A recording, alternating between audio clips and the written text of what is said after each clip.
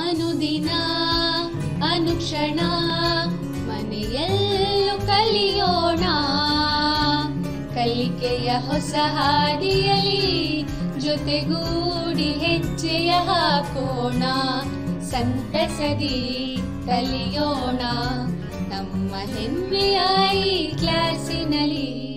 Yes sir. Yes teacher. Present ma'am. तमाम तलबा और तलबात का संवेदा ई कलिका प्रोग्राम में मैं इस्तकबाल करती हूँ और खुशामदीद करती हूँ आप तमाम लोगों को। उम्मीद करती हूँ कि आप लोग तमाम खुशी खुशी से इस प्रोग्राम को देख रहे होंगे। मैं अरहुमा नजम मावन मौलमा government girls junior college taluka और ज़िला बीदर, मैं आज आप लोगों को 8th क्लास के समाजी साइंस का मज़मून उन्वान अवामी इंतज़ामिया का हिस्सा दुवम आज मैं पढ़ाऊँगी। तो उन्वान शुरू करने से पहले मैं आप लोगों से कुछ सवालात करूँगी जिसके जवाबात आप लोगों को देने होंगे। तो सवालात कुछ इस तरह से हैं। सवाल नंबर 1 अवामी इंतज़ामिया किसे कहते हैं? सवाल नंबर 1 अवामी इंतज़ामिया किसे कहते हैं? जी हाँ, जवाब दीजिए इसका। कोई बताएगा? जी हाँ, इसका जवाब सही है। अवामी इंतज़ामिया हुकूमत का वो हिस्सा है जो मुल्क के रोज़ाना इंतज़ाम करने से ताल्लुक़ रखता है। अवामी इंतज़ाम हुकूमत का वो हिस्सा है जो मुल्क के रोज़ाना इंतज़ाम करने से ताल्लुक़ रखता है। जी हाँ, दूसरा सवाल है आपका। तो बच्चों, आपका दूसरा सवाल है अवामी इंतज़ामिया के मुतालिक पिफनर का नज़रिया बयान करो। अवामी इंतज़ामिया के मुतालिक पिफनर का नज़रिया बयान करो। तो जवाब है पिफनर के मुताबिक अवामी इंतज़ामिया में अवामी हिकमत अमली के नफाज़ में अवामी इस्तेकाम है। जी हाँ, आपका जवाब बिल्कुल सही है। तीसरा सवाल है तक़र्रुरात की क़िस्में बयान कीजिए। तीसरा सवाल है तक़र्रुरात की क़िस्में बयान कीजिए। जवाब दीजिए आप। जी हाँ, सही जवाब है तक़र्रुरात की 2 क़िस्में हैं, बराए रास्त तक़र्रुर और अंदरूनी तक़र्रुर। तो आइए अब हम अवामी इंतज़ामिया के आज के सबक के मज़ीद क्या है अहम नुकात का तफसीली जायज़ा लेंगे। तो आज के अहम नुकात है यूनियन पब्लिक सर्विस कमीशन। आज का अहम नुकात है यूनियन पब्लिक सर्विस कमीशन। दूसरा है कर्नाटक पब्लिक सर्विस कमीशन। दूसरा है कर्नाटक पब्लिक सर्विस कमीशन। तीसरा है तरबियत। तो आज यूनियन पब्लिक सर्विस कमीशन के बारे में जानेंगे। यूनियन पब्लिक सर्विस कमीशन, तो आप ये देख रहे हैं यूनियन पब्लिक सर्विस कमीशन का हेड क्वार्टर है, हेड ऑफिस है। ये कहाँ? दिल्ली में वाक़े है। तो union public service commission Delhi में वाक़े है।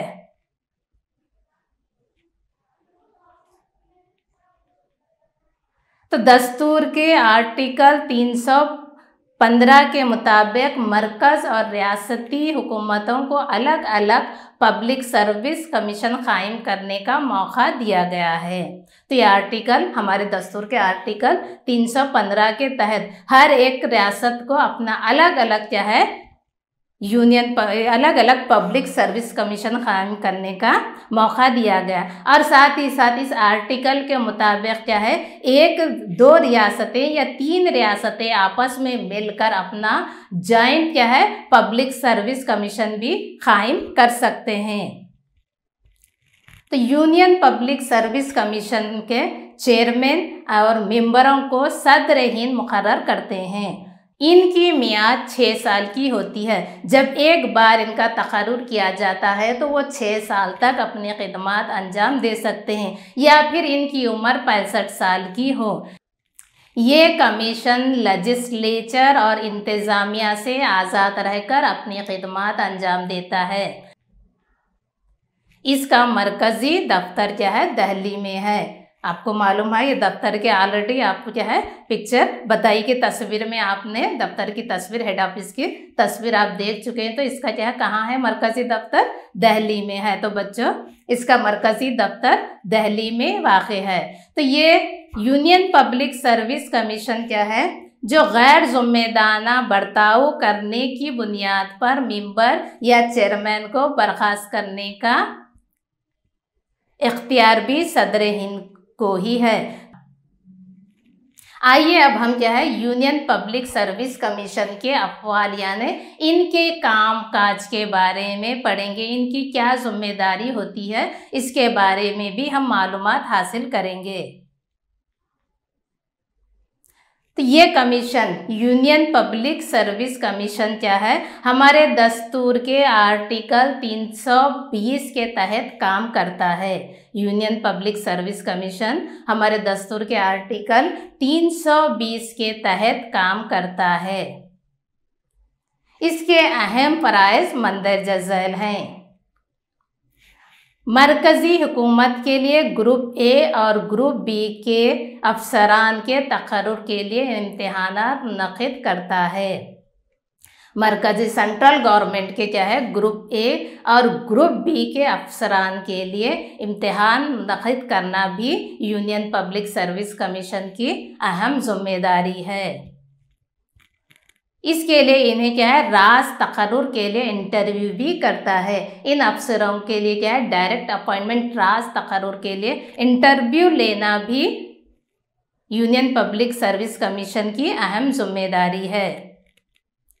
और साथ ही साथ तरक्की और तबादले के ताल्लुक़ से मरकज़ी हुकूमतों को सलाह मशवरा देना भी यूनियन पब्लिक सर्विस कमीशन की जिम्मेदारी है। चाहे तरक्की हो, तरक्की यानी प्रमोशन हो या ट्रांसफ़र हो, गवर्नमेंट सर्वेंट का प्रमोशन हो या ट्रांसफ़र हो, उसके ताल्लुक़ से भी मरकज़ी हुकूमत को सलाह मशवरा देने की जिम्मेदारी भी यूनियन पब्लिक सर्विस कमीशन को है।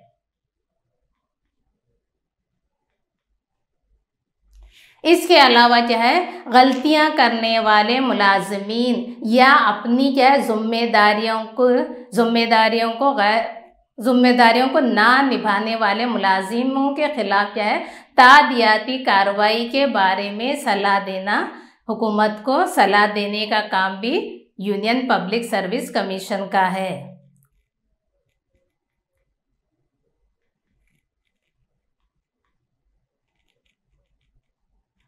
नंबर 5, सदर की सलाह पर मरकज़ी हुकूमतों को किसी भी मसले पर फौरी तौर पर मशवरा देना, ये भी जिम्मेदारी यूनियन पब्लिक सर्विस कमीशन की है। क्या है सदर हिंद की सलाह पर, सदर हिंद के कहने पर क्या है मरकज़ी जो हुकूमतें हैं उनको सलाह व मशवरा देना भी क्या है यूनियन पब्लिक सर्विस कमीशन की जिम्मेदारी है। ये कमीशन कौमी सतह पर civil service, technical service, forest service और दिफाई सर्विस के लिए इम्तिहानात मुनक़्क़द करता है। एक सरगर्मी करते हैं ताकि हमें मालूम चले कि आपको ये लेसन समझ में आ गया होगा। तो सबसे पहले क्या है खाली जगहों को मुनासिब अल्फाजों से या सही जवाब से पूर कीजिए। तो पहला आपका सवाल है दस्तूर के आर्टिकल डैश के तहत मरकज़ी और रियासती हुकूमत के लिए अलग अलग पब्लिक सर्विस कमीशन कायम किया गया है। पहला सवाल है आपके दस्तूर के आर्टिकल डैश के तहत मरकज़ और रियासत के लिए अलग अलग पब्लिक सर्विस कमीशन कायम किया गया है। जवाब बताइए इसका। जी हाँ सही जवाब है 315।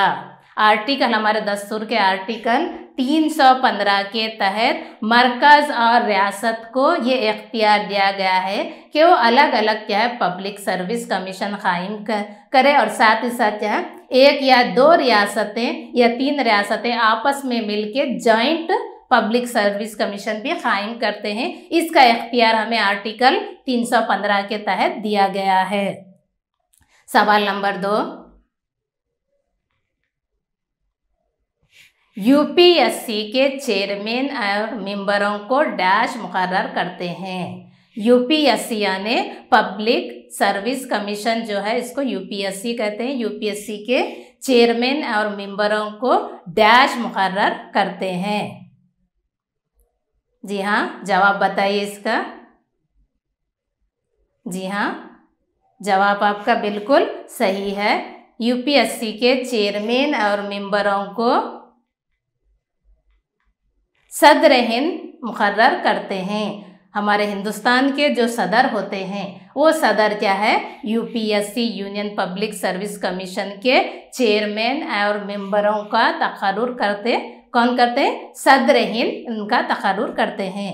तीसरा सवाल है, यूपीएससी का मरकजी दफ्तर डैश में वाक़े है। तो बच्चों आपका तीसरा सवाल है, यूपीएससी का मरकजी दफ्तर डैश में है। जी हाँ, इसका जवाब बता दिए।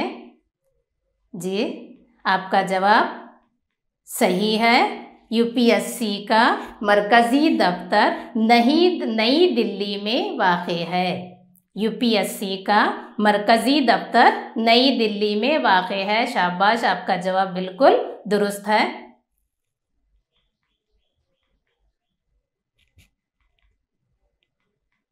चौथा सवाल है, यूपीएससी दस्तूर के आर्टिकल डैश के तहत काम करता है। यूपीएससी दस्तूर के आर्टिकल डैश के तहत काम करता है। बताइए इसका जवाब। जी हाँ, इसका जवाब बिल्कुल सही है। यूपीएससी दस्तूर के आर्टिकल 320 के तहत अपना काम अंजाम देता है। पांचवा सवाल है, यूपीएससी मरकजी हुकूमत के लिए डैश ग्रुप के अफसरों का तकर्रुर के लिए इम्तिहानात मुकर्रर करवाता है। आपका पांचवा सवाल है, यूपीएससी मरकजी हुकूमत के लिए डैश ग्रुप के अफसरों का तकर्रुर के लिए इम्तिहानात मुनक्कद करवाता है। जवाब दीजिए। जी हाँ, आपका जवाब बिल्कुल सही है। ए और बी ग्रुप के अफसरों के तकर्रुर के लिए यूपीएससी क्या है, इम्तिहानात मुनक्किद करवाता है। तो आपको यूपीएससी का मतलब और इसके अहवाल आपको समझ में आ गए होंगे। अब हम आगे सबक का आगे बढ़ेंगे कि क्या है, कर्नाटक पब्लिक सर्विस कमीशन। ये हमारे कर्नाटक का क्या है, पब्लिक सर्विस कमीशन है, जिसके तहत क्या है कर्नाटक के सरकारी ओहदेदारों का तकर्रुर अमल में आता है। तो कर्नाटक पब्लिक सर्विस कमीशन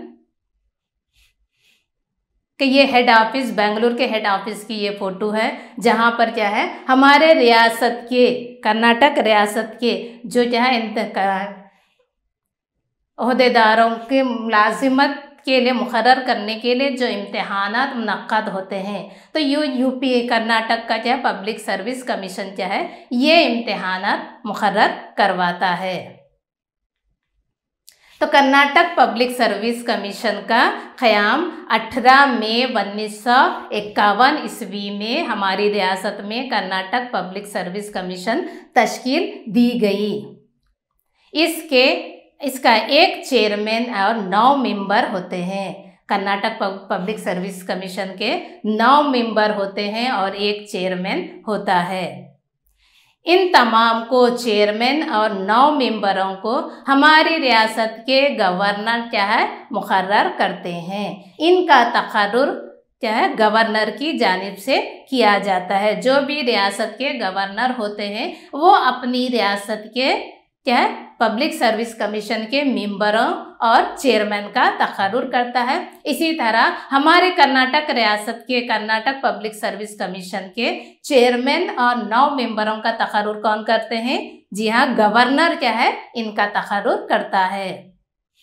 इनकी मियाद 6 साल या फिर 62 साल की होती है।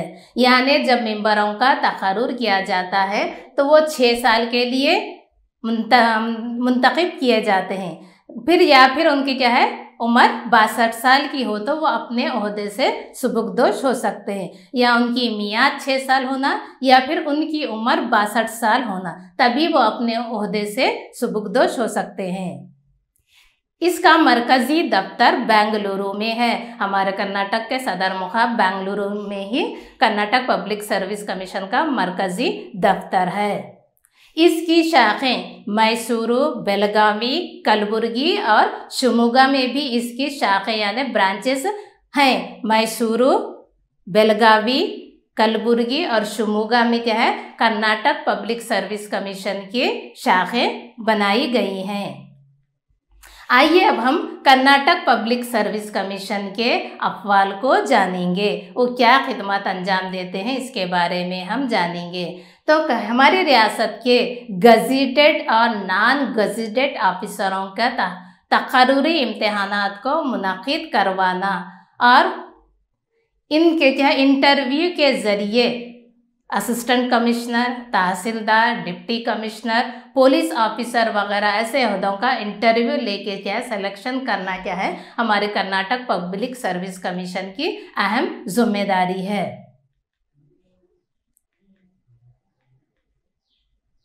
राज तकर्रुर के लिए उम्मीदवारों का इंटरव्यू लेना, साथ ही साथ क्या है, नए जो क्या है मुलाजिम होते हैं उनको अपॉइंट करने के लिए, उनका तकर्रुर करने के लिए इंटरव्यू लेने की भी जिम्मेदारी क्या है, कर्नाटक पब्लिक सर्विस कमीशन की है।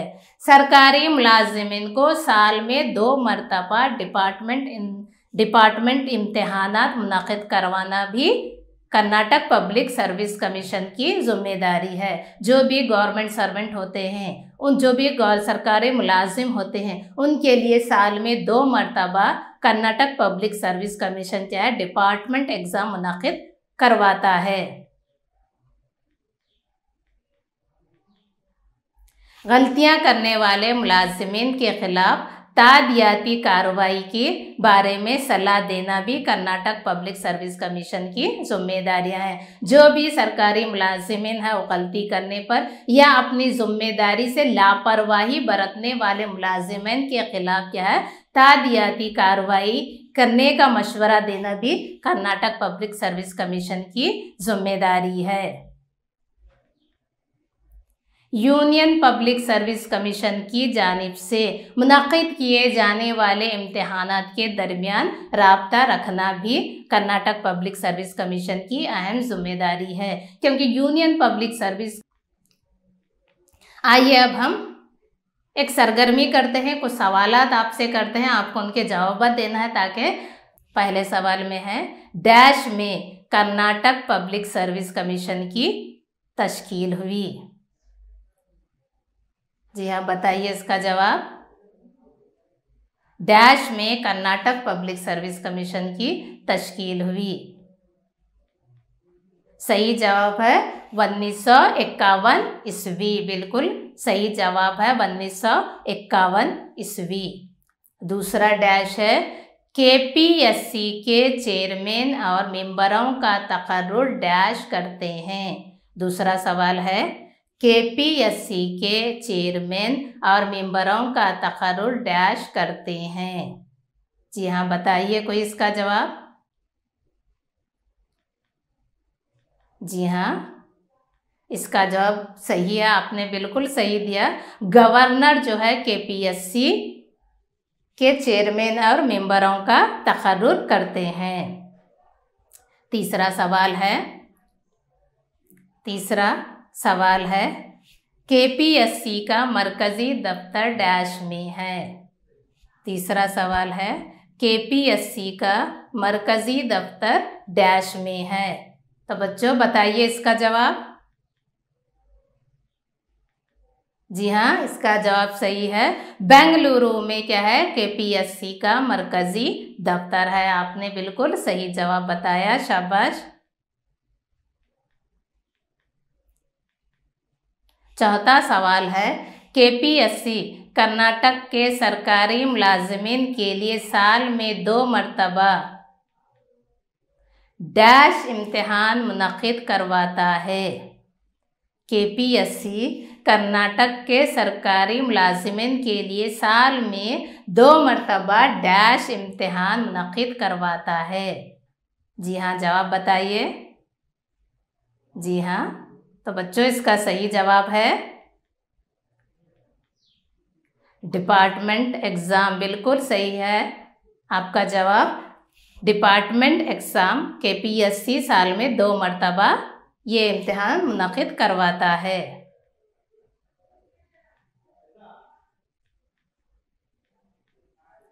पांचवा सवाल है, डैश रियासत कर्नाटक के डैश रियासत कर्नाटक के गज़ेटेड और नॉन गज़ेटेड अफसरों का तक़र्रुरी इम्तिहान मुनक़िद करवाता है। जी हाँ, बताइए इसका जवाब। जी हाँ, इसका जवाब बिल्कुल सही है। KPSC जो है रियासत कर्नाटक के गज़ेटेड और नॉन गज़ेटेड अफसरों का तक़र्रुरी इम्तिहान मुनक़िद करवाता है। इसका मतलब है, आप लोग बिल्कुल सही जवाब दिए। इसका मतलब है आपको क्या है, इसके बारे में समझ में आ गया। आइए अब हम मज़ीद इस लेसन को बारे में आगे पढ़ेंगे। तो अब आ जाती है तरबियत। जब इन अफसरों का तक़र्रुर हो जाता है, होने के बाद क्या है, फिर इनको तरबियत की बारी आती है। तो अवामी इंतज़ामिया में तरबियत बेहद अहम है, क्योंकि मौजूदा दौर में नए नए तकनीकी मंसूबे जो बनाए जा रहे हैं, तो उन मंसूबों को अमली जामा पहनाने के लिए तमाम क्या है ओहदेदारों को क्या है तरबियत देना बेहद ज़रूरी होता है, क्या ताकि वो अपने फ़राइज़ अपने ज़िम्मेदारियों को बाखूबी निभा सके। तो इसीलिए क्या है, सही तरबियत के ज़रिए ही अशख़ास को ज़रूरी नॉलेज हासिल होता है, जिससे वो अपने फ़राइज़ को निभा सकते हैं। तो सही तरबियत के ज़रिए ही जो लोग हैं उनको क्या है नॉलेज क्या है उनकी नॉलेज में इजाफा होता है, ताकि वो अपनी ज़िम्मेदारी अपनी फ़राइज़ को क्या है बाखूबी निभाई जा सके। तरबियत के अक़साम। तरबियत को क्या है 5 किस्मों में तक़सीम किया गया है। तरबियत के अक़साम, तरबियत को 5 किस्मों में तक़सीम किया गया है। पहला है रस्मी तरबियत। पहला जो है रस्मी तरबियत है, जिसमें सरकारी मुलाजिमीन जो है ड्यूटी पर होते हुए भी तरबियत हासिल करते हैं और रोज़ाना अपनी क्या है ड्यूटी को अंजाम देते हैं, फिर साथ ही साथ ये तरबियत हासिल करते हैं। तो इसमें क्या कहते हैं, रस्मी तरबियत कहते हैं। दूसरी तरबियत है मुलाजिमत से पहले और मुलाजिमत की इब्तिदा, मुलाजिमत की तरबियत, यानी क्या मुलाजिमत से पहले तक कई ओहदे ऐसे होते हैं जिसमें क्या है मुलाजिमीन को क्या है इब्तिदा में ही उन्हें तरबियत देनी ज़रूरी होती है, ताकि वो अपने ओहदे के अपने क्या है पेशे के बारीक से बारीक मसाइल को समझ सके और अपने फ़राइज़ अपनी ज़िम्मेदारियों को बाखूबी निभा सके।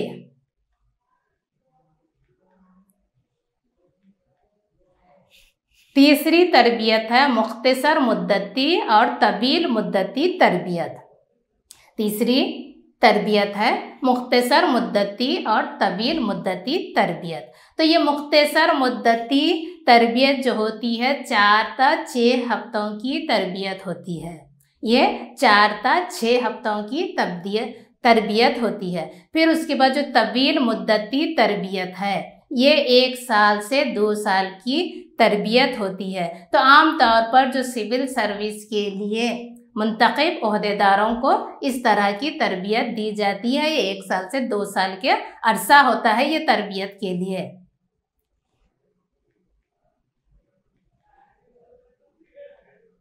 चाहते हैं महकुमा जाती और मरकज़ी इंस्टीट्यूट की तरबियत। 4th है महकुमा जाती और मरकज़ियती इंस्टीट्यूट की तरबियत। यानी यहाँ पर क्या है, कुछ मखसूस महकुमे ऐसे होते हैं जिसमें मुलाजिमिन ओहदेदारों उम्मीदवारों को चुनने के बाद उन्हें तरबियत देना बेहद ज़रूरी होता है। तो पहले क्या है, मुलाजिमिन क्या मुंतखब होने के बाद उन्हें तरबियत दी जाती है। तरबियत देने के बाद ही उन्हें कहीं पर क्या है ओहदा दिया जाता है। तो महकुमा जाती तरबियत की मिसाल क्या है, पुलिस डिपार्टमेंट की तरबियत है, जिसे पहले अपॉइंट किया जाता है, फिर उन्हें तरबियत दी जाती है, फिर तरबियत देने के बाद उन्हें पोस्ट दिया जाता है। 5th है महारत की ट्रेनिंग और पस मंज़र की तरबियत।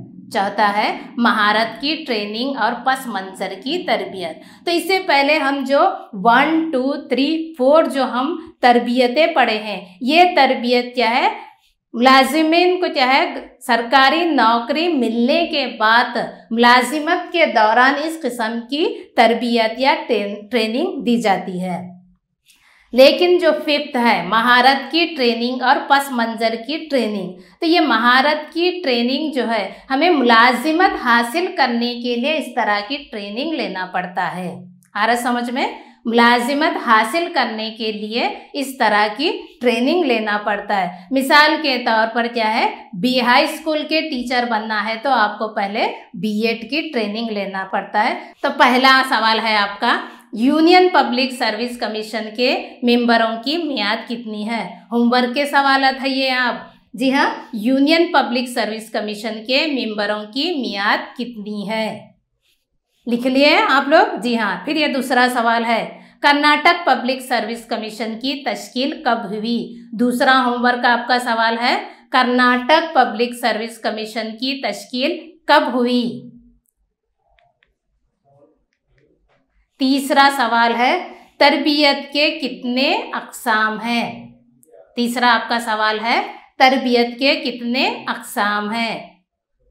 ये सवालात होमवर्क के हैं, आप लोगों को ये सवालात लिख कर अपने क्या है क्लास टीचर से इसकी जांच करवा लेनी है। जी हाँ, अब ये आपका यूनिट क्या है अवामी इंतज़ामिया, यहाँ पर आपका सबक मुकम्मल होता है। मैं अरगुमा नजम, मावन मौलमा government girls junior college, taluka और ज़िला बीदर। अल्लाह हाफिज़। ಅನುದಿನ ಅನುಕ್ಷಣ ಮನೆಯಲ್ಲೂ ಕಲಿಯೋಣ ಕಲಿಕೆಯ ಹೊಸ